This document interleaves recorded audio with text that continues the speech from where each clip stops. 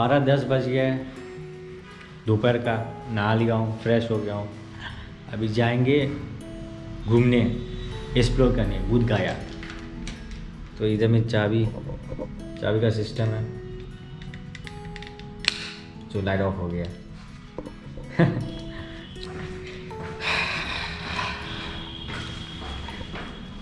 बहुत ऊपर पे है मेरा ये रूम। यहाँ पे रजिस्टर हुआ था। चलो निकलते हैं पूल। उधर का बिल्डिंग ऐसा है। ये नाम है, पढ़ लो। जब आओगे तो देख लेना, कम दाम हो गया भी नहीं हुआ। चलो हम लोग चलते हैं अभी बुद्ध गया घूमने के लिए। ज़्यादा दूर नहीं है, बुद्ध गया से शायद 5 मिनट का रास्ता है।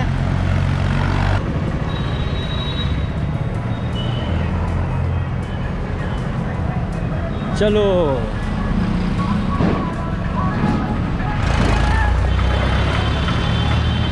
ऐसा है भीड़ इकट्ठा,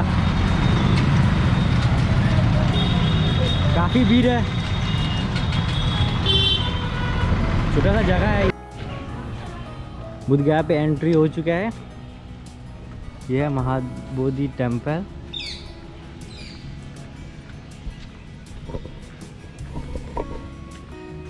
अभी फिर एक तो बहुत अच्छा मेरा फ़ायदा हुआ। असली में कैमरा का होता है कि 300 रुपया चार्ज देना पड़ता है, ठीक है, मतलब वीडियो कैमरा का। और वो लोग के पास क्या था कि वो लोग के पास खुजरा नहीं था। मेरे पास 500 का नोट था और वो लोग के पास खुजरा नहीं था। और खुजरा नहीं था तो मेरे पास 100 रुपया था। तो वो लोग बोल रहे कि ठीक है तुम 100 रुपया दे दो। तो 300 वाला को मैं 100 रुपया का टिकट दिया। देखो मेरा 200 आज फिर भी फ़ायदा हुआ। इतना अच्छा लगा मेरा आज भी। देखो कैमरा का दे दिया है। चेकिंग पॉइंट है। काफ़ी सुंदर जगह है, शांति है पूरा।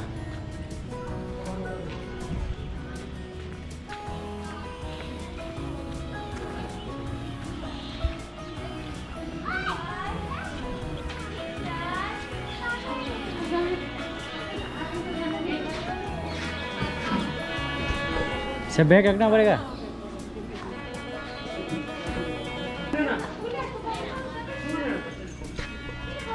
बैग डाल दीजिए। कहाँ बैठा? Oh okay. बैग तो खाली है, कुछ नहीं है।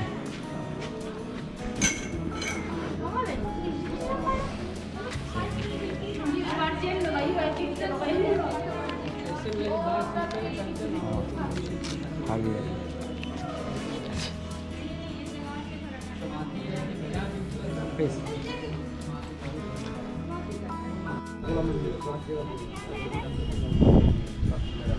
ছবি তুলবেন, ছবি এখান থেকে সাংসার দিবে। ওয়াও, ছবি তুলবেন, এখানে তাহলে পুরোটা ছবি আসবে। তো গাইড নেবে, গাইড।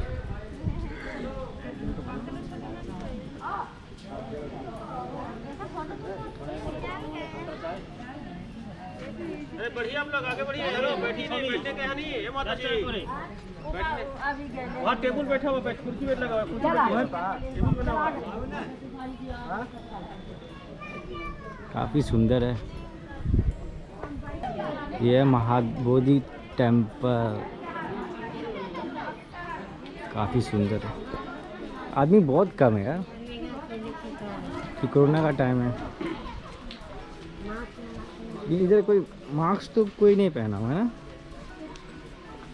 मास्क कोई पहना नहीं हुआ है।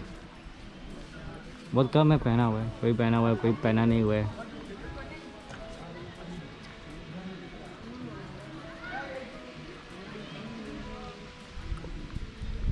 काफ़ी बड़ा जगह है, काफ़ी बड़ा जगह है।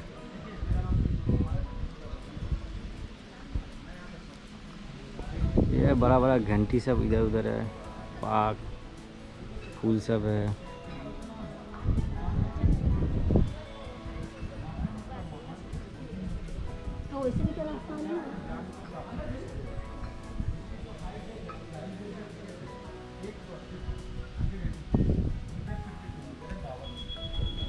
गाइड ले रहा आदमी को पता नहीं। काफ़ी सुंदर है। 30 फीट राजा अशोक सम्राट द्वारा ये 3rd सेंचुरी 2300 वर्ष ओनली पहला फ्लोर देखिए सर, छोटे छोटे स्तूप लगे हैं, ठीक है ना। और जो ऊपर का 150 फीट देखेंगे वो समुद्रगुप्त काल का समय है। गाइड हो रहा है, गाइड।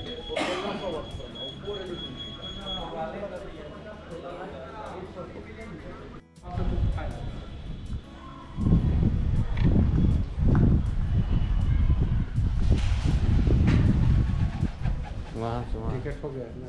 हाँ। क्या इसे से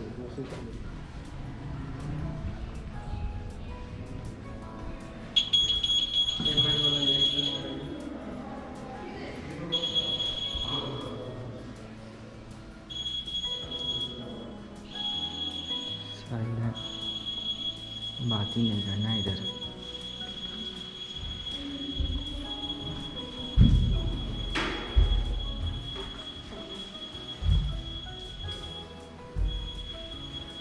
मोदी महाविहार में स्वागत है। मेरा नाम राकेश कुमार है। Thank sir, you. इस विहार की जब बात करते हैं तो हमें आज से 2300 साल पहले जाना पड़ता है। अगर बुद्ध की बात करते हैं तो 2600 साल पहले, यानी बुद्ध और अशोक का लाइफ टाइम देखें तो 300 सालों का, ऑलमोस्ट 300 सालों का फ़र्क है। इस परमाइसेस में 7 जगह है जो देखने के लिए आपको मिलेगा, लेकिन सबसे पहले हम इस मंदिर की बात करते हैं। इस मंदिर का सबसे पहले निर्माण कार्य सम्राट अशोक ने किया था, लेकिन जो बेस आप देख रहे हैं उससे लगभग 30 फीट हाइट के उन्होंने निर्माण किया था। जिस समय अशोक ने कोई मंदिर का कोई फॉर्मेशन नहीं दिया था, उन्होंने एक चैत्य बनाया था, यानी चैत्य मीन्स प्रेयर हॉल, चैत्य पाली भाषा है। उसके पीछे बोधि वृक्ष हुआ करता था जो अभी ओरिजिनल नहीं है। अब है कि फिर मंदिर का निर्माण पूरा किसने कराया, मंदिर का फॉर्मेशन स्ट्रक्चर किसने दी, तो हमें एडी में आना पड़ता है, यानी मौर्य डायनेस्टी अशोक के समय के बाद 700 साल बाद हम लोग आते थे एडी में, यानी गुप्त काल में 4th सेंचुरी एडी में आना पड़ता है। उसमें एक समुद्रगुप्त राजा हुए, उन्होंने इस मंदिर का निर्माण कराया, जो भी 180 फीट देख रहे हैं नीचे से लेके 180 फीट, यानी कि मंदिर की बात कर सकते हैं तो आज से 1600 साल पहले जाना पड़ेगा गुप्त पीरियड टच करते हैं तो। गुप्त काल के बाद सब कुछ ठीक ठाक चलता रहा, बुद्धिज़्म का चलता रहा। गुप्त काल के बाद फिर गुप्त काल के बाद 12th सेंचुरी एडी में जैसे ही आते हैं, 12th सेंचुरी के एडी के पहले ही हमारे यहाँ मुगलों इन्वेडर्स आते रहे, कासिम आए, आए गोरिया आए, गजनी आए, लेकिन उनमें से 1200 सेंचुरी में बात करते हैं तो मोहम्मद बख्तियार खिलजी आए थे। एक्चुअली नॉर्दर्न इंडिया में उन्होंने ट्रैवल किया था और वहाँ पर उत्पाद जो मचाई नॉर्दर्न इंडिया में, उसका रिजल्ट क्या हुआ, उन्होंने अटैक किया बुद्धिस्ट साइटों पर यहाँ की, क्योंकि नहीं चाहते थे कि यहाँ की सभ्यता संस्कृति का विकास हो। तो नालंदा को उसने जला दिया, विक्रमशिला को उन्हें ध्वस्त किया। बाकी बुद्धिस्ट साइटों पर जो भी उसको समझ में आया तोड़ता फोड़ता हुआ फिर यहाँ पर पहुँचा।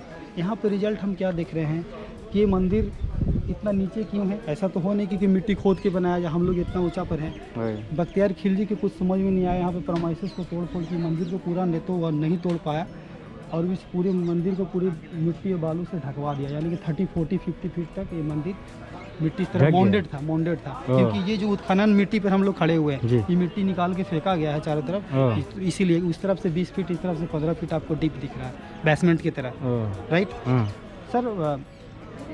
तो उसने वो तो 1200 सेंचुरी में ढक के तोड़फोड़ जितना समझ में आया चला यहाँ डिस्ट्रक्शन करके, यानी कि 1200 सेंचुरी के बाद ही हमारे यहाँ मुगल सल्तनत यानी 1500 मुगल सल्तनत आ गया।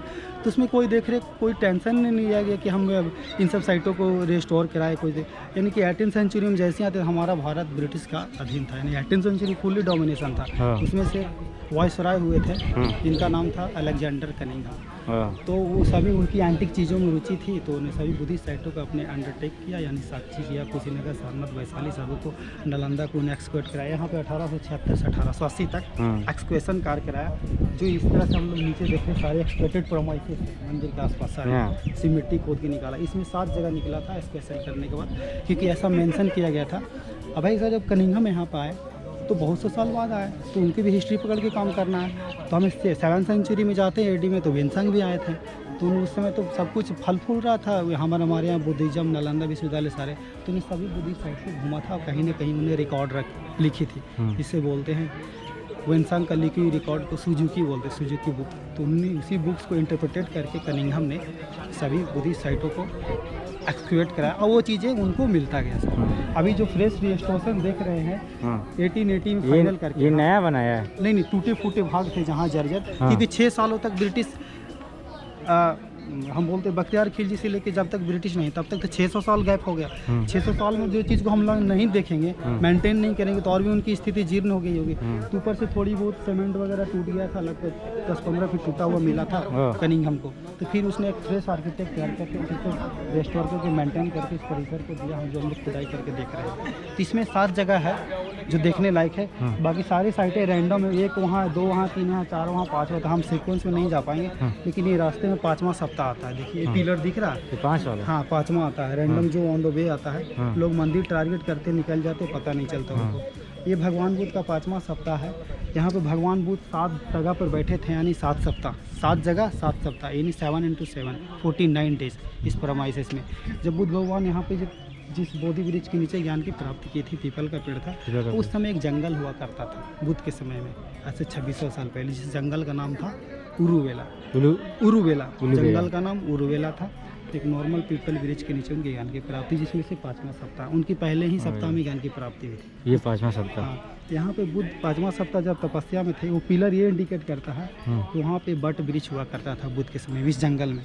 वो गिर जाए, अशोक समय आते थे, वो गिर गया था, अशोक ने उस पिलर का निर्माण कराया था। हुआ क्या था यहाँ पर, जब बुद्ध यहाँ पे बट वृक्ष के नीचे 5वां सप्ताह मेडिटेशन में थे, तो लुक वाइज जिस तरह की अटायर उनकी थी, अब हम उसे संत बोल दें, ब्राह्मण बोल दें। तो यहाँ से उनके लोकल ब्राह्मणों से मुलाकात हुई, उनके कुछ आर्गूमेंट हुए, तर्क हुई। तो ब्राह्मण के जवाब में बुद्ध ने बोला कि आप लोग जन्म और जात से ब्राह्मण हो, राइट। जो ब्राह्मण ये पैदा होता वही तो ब्राह्मण अभी हमारी सोसाइटी में है, उसी को हम ब्राह्मण बोलते हैं। लेकिन उन्होंने ये साबित किया कि कोई जन्म और जात से ब्राह्मण नहीं होता, जन्म से सब शूद्र है। अगर कोई ब्राह्मण means scholar person, informed person बोलते हैं ब्राह्मण को, तो ब्राह्मण कोई भी बन सकता है। तो यानी कि ज्ञान और कर्म से बन सकते हैं, यानी ना कि जन्म और जात से बना जाता है। अभी मैं सभी प्रमाइसेस में थोड़ी जगह दिखाऊंगा, आगे बढ़ते हुए।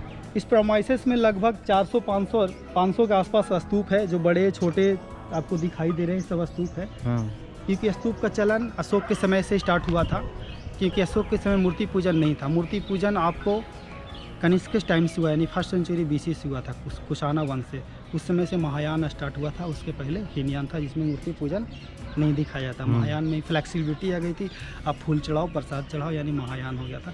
इसमें रफली आपको 400-500 स्तूप है। इसे बोलते हैं वोटिव स्तूपा, यानी आफ्टर डिजायर कंप्लीशन, मेडिटेशन के बाद उनकी इच्छाएं पूरी होती थी, एक योगदान में बना के चले जाते थे। तो इस तरह से पूरे फरमाइशिस में आपको दिखाएंगे। ऊपर देखिए टॉम पे येलो मेटल कुछ दिख रहा है, हाँ, सोना, वो सोना है जी। 290 किलो, क्योंकि हिस्टोरिकल चीज़ें नहीं है। 290 किलो? हाँ, 290 किलो है। और इसे थाई गवर्नमेंट के द्वारा 2013 में डोनेटेड किया गया। 2013 में? Thai government? हाँ, इसलिए ज़्यादा पुराना नहीं है। आगे आइए, मैं सब सुबह यहाँ करके जाएगा तो राजी में लंबा करके और नाइट को लौट। ये भगवान बुद्ध का 6ठा सप्ताह है। इससे पहले मैं आपको 5वां बताया था। जब भगवान बुद्ध यहाँ पे 6ठा सप्ताह तपस्या में थे, इससे पहले मैं बताना चाहता हूँ कि बुद्धिस्ट हिस्ट्री में जाएंगे तो कोई तालाब का जिक्र नहीं। आज से 2600 साल पहले कोई तालाब का जिक्र नहीं, क्योंकि जंगल था। हो सकता है जमीन ऊंची नीची हुआ करती हुई, तालाब तो बाद में बनाई गई है।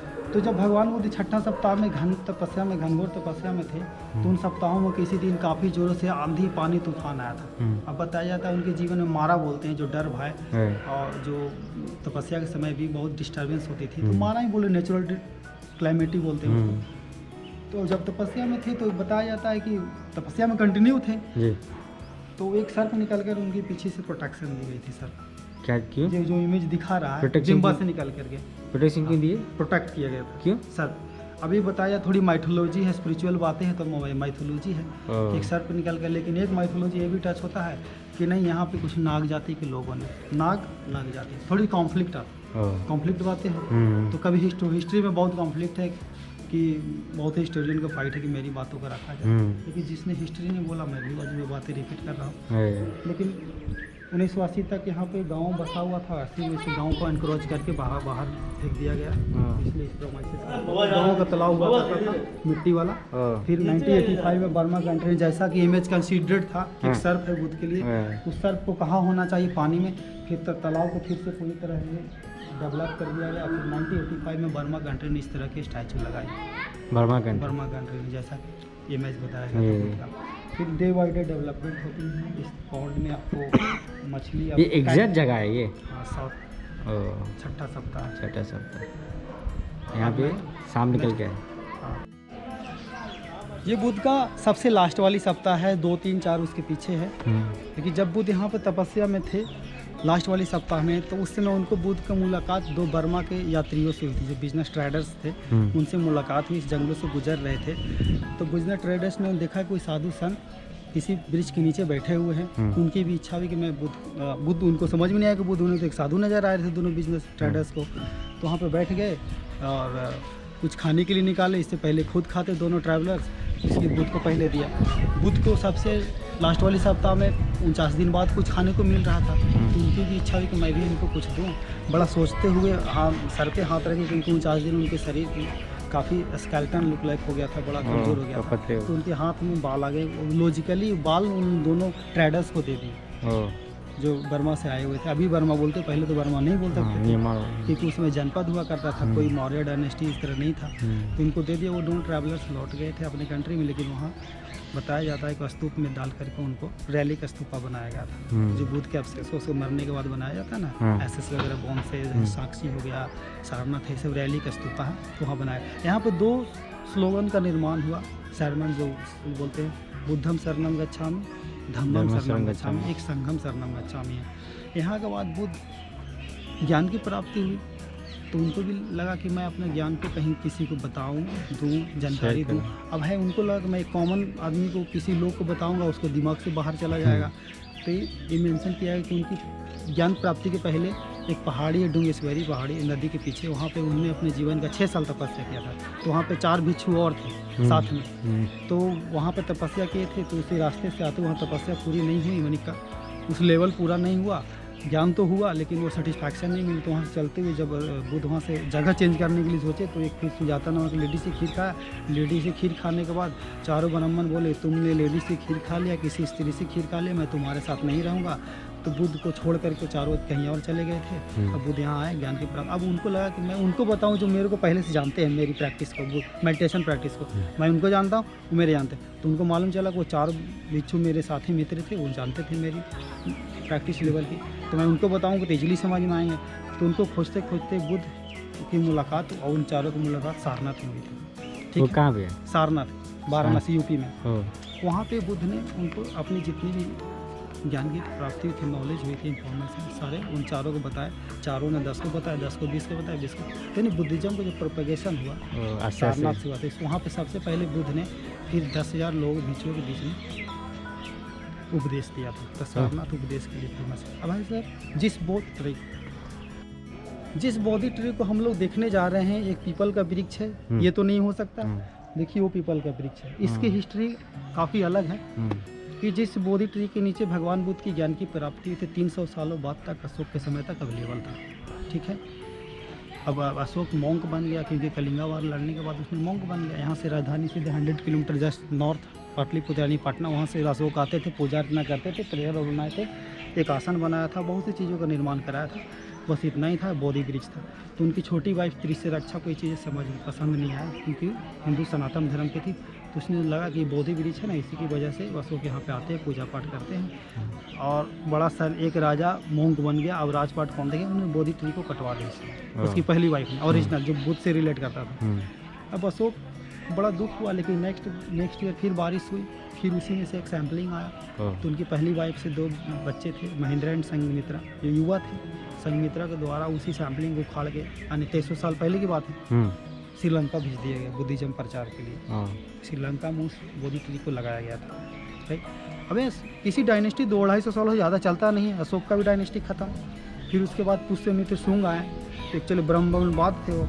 पुष्यमित्र शुंग जो बोलते हैं, शुंगा डायनेस्टी में, उसने बोधि ट्री कटवा दी सेकंड बार, जो फिर उसी में से आया था अशोक यहाँ पे। फिर उसके बाद गुप्त काल आया, गुप्त काल में पूरा मूर्ति मंदिर बन गया। फिर बोधि वृक्ष है। गुप्त काल खत्म होने के बाद फिर एक डायनेस्टी आया, गौड़ डायनेस्टी, शशांक राजा थे उसमें। उनकी डोमिनेशन इस तरफ बढ़ी मगध साम्राज्य की तरफ, तो उसने बोधि ट्री कटवा दी शशांक ने। फिर उसके बाद तो बख्तियार खिलजिया, मिट्टी उट्टी दबाया, सब चला गया 12वीं सेंचुरी में। उसने तो तबाही की, पूरा तोड़ फोड़ के चला गया। अब फिर जब कनिंघम आया, जैसा मैंने बताया, वेंसान के रिकॉर्ड के हिसाब से उसने एक्सप्रेशन की। फिर वो भी रिकॉर्ड में लिखा हुआ था कि यहाँ पे बोधि वृक्ष हुआ करता था। तो फिर मालूम चला कि एक बोधि वृक्ष श्रीलंका गया था, फिर वहाँ से कनिंघम ला के यहाँ एक लगाया, एक सारनाथ में लगाया। ओ। चलिए क्या चीज़ है देखने की। वो वहाँ से लेकर यहाँ लगा दिया वाला। 1880 में 18 ये बोधि ट्री है जो श्रीलंका से ला के लगाया गया था, यानी 1880 के बाद तब से लेके अब तक 140 साल पुराना हो चुका है। अब यहाँ पे देखने वाली क्या चीज़ें हैं जो अशोक से रिलेट करता है, क्योंकि मंदिर की बात करते तो गुप्त पीरियड है नहीं, समुद्रगुप्त की बात, लेकिन अशोक से रिलेट क्या करता है। तो देखिए बुद्ध का पदचिन्ह है, इसमें टॉयज वगैरह आपको दिखेंगे। अशोक के समय मूर्ति पूजन नहीं था, राइट। तो यहाँ अशोक स्तूप की पूजा होती थी, पदचिन्ह की यहाँ पूजा होती थी। सिंगल है, डबल है। और एक सबसे इम्पोर्टेंट चीज़, इसमें फोकस कीजिए कैमरा, देखिए स्टोन दिख रहा है जड़ के पास, चबूतरा छोटा सा, आधा इधर आधा उधर सटा हुआ है ना, कॉपर वाला सेट से ढका हुआ है। इस तरफ आएंगे तो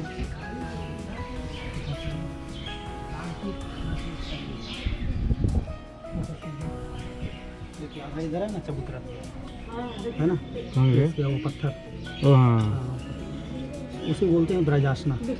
तो वहीं पे बुद्ध ने बैठ के तपस्या किए थे।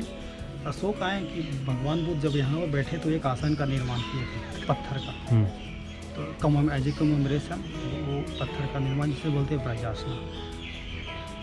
बुद्ध का यहाँ पे ज्ञान वैशाखा पूर्णिमा को हुआ था।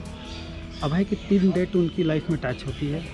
जन्म भी वैशाख पूर्णिमा, वैशाख वाला फुल मून नाइट, ज्ञान की प्राप्ति full moon night Vaishakhi, and death Kushinagar full moon night same. So that we celebrate Buddha Purnima in Vaishakha. Okay, ये जो प्लेटफॉर्म देख रहे हैं इस जगह को बोलते हैं चक्रमाणा, यानी देखिए वहाँ पे लिखा हुआ है कोलाइस्टर वॉक, राइट। हो जाएगा। यहाँ पे भगवान बुद्ध का तीसरा सप्ताह है। अमूमन हम लोगों ने देखा होगा मेडिटेशन करने का पोस्चर जो देखते हैं उस तरह से होता है, एक बुद्धिस्ट वैसा ही हम लोगों ने देखा है। लेकिन उन्होंने भी साबित कर दिया कि किसी रूप में भी मेडिटेशन किया जा सकता है। तो उन्होंने यहाँ पे चलते हुए मेडिटेशन किया था, वॉकिंग मेडिटेशन। बड़ा स्लो वॉक चलते थे, पेस में चलते थे, आते थे जाते थे। और बुद्धिस्ट हिस्ट्री में 19 कदमों का जिक्र था, 19 कदम आते थे, 19 कदम जागते थे, यानी इसे बोलते हैं फेरा लगाना। इंग्लिश में चक्रमाणा बोलते हैं, और पाली में चक्रमाणा, इंग्लिश में हम तो बोलते हैं वॉक अप एंड डाउन। जब अशोक आए 300 साल बाद, तो उनको पता चला कि बुद्ध यहाँ पे फेरा लगाते थे, चलते थे। 19 कदम का जिक्र था, तो अशोक ने 19 कमल का फूल बनवाई था, राइट। ये फूल, हाँ, ये अशोक का समय कमल का फूल इंडिकेट करता है, उनके जन्म से कमल का फूल इंडिकेट करता है। जब यहाँ बख्तियार खिलजी अटैक की, फिर एक्सप्रेशन की गई, तो 19 मिला नहीं कनिंघम को। फिर कनिंघम ने 1880 में 19 कमल का फूल इस पर बना करके दे दिया। पहले नीचे था, उसको ऊपर बना दिया। ये मॉडर्न हिस्ट्री में आएगा, अभी एंशिएंट आएगा। तो 19 मिला नहीं उसको ना, तो फिर 19 बाद में ये बनाया। इस तरह। नेक्स्ट, ये बुद्ध का चौथा सप्ताह है। चौथा सप्ताह बोर्ड को दिखाइए, इसे बोलते हैं रत्नाकर। रत्नाकर, हाँ, थोड़ा सा इधर आ जाओ। बोलिए, आप बोलिए।